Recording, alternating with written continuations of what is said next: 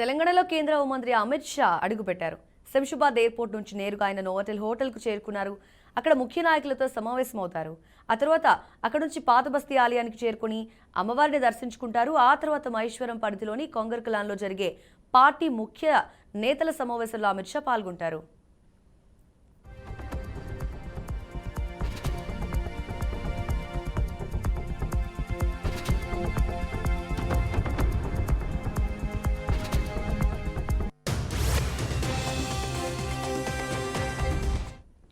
Party ముఖ్య నేతల సమావేశం తర్వాత బీజేపీ శాసనసభ్యులతో ఆయన సమావేశమవుతారు.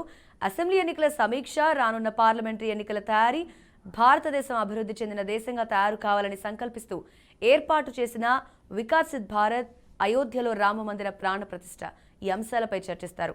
సాయంత్రం 5:45 తిరిగి ఢిల్లీ పయనమవుతారు షా.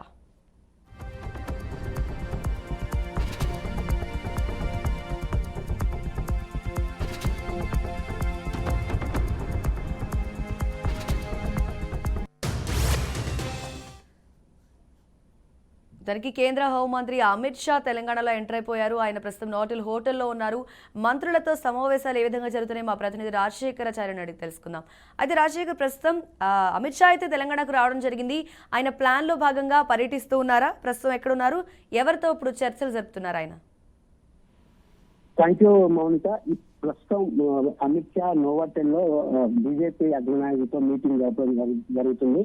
దాని తర్వాత మీటింగ్ జరిగిన తర్వాత అంటే 2 రకాల మీటింగ్ ఉన్నాయి అక్కడ. ఒక వర్గంతో ఎమ్మెల్యే, బీజేపీ ఎమ్మెల్యేతో పాటు ఒక దఫా, మరి తర్వాత బీజేపీ అగ్రనాయకులు కిషన్ రెడ్డి, బండి సంజయ్తో పాటు ఒక దఫాగా 2 దఫాలుగా నోవోటెల్లో మీటింగ్ జరుగుతుంది. అది జరిగిన తర్వాత అక్కడ నుంచి భాగ్యలక్ష అమ్మవారి టెంపుల్కి వెళ్ళి అక్కడ ప్రత్యేక పూజలు చేస్తారు.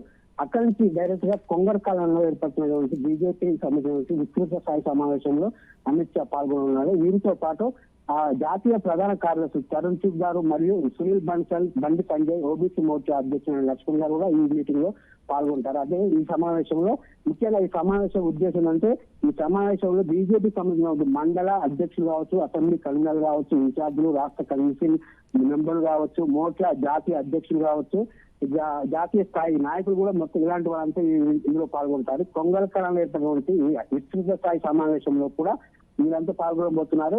అలాగే డిసెంబర్ 22, 23 ఢిల్లీలో ప్రధాని నరేంద్ర మోడీ అధ్యక్షతన ఒక మీటింగ్ జరిగింది. అందులో కేంద్ర మంత్రి అమిత్ షా మరియు కిషన్ రెడ్డి గారు పాల్గొని ఈ రోజు 28 తారీఖు రోజు ఒక మీటింగ్ మనం పెట్టుకోవాలి, ఒక విస్తృత సమావేశం పెట్టుకోవాలని చెప్పేసి గత 22, 23 జరిగిన మీటింగ్ లోనే చెప్పడం జరిగింది. ఇందులో భాగంగా ఇప్పుడు ఇక్కడ విస్తృత ఏర్పాటులో కొన్ని కీలక అంశాలు కూడా వారు చర్చించబోతున్నారు.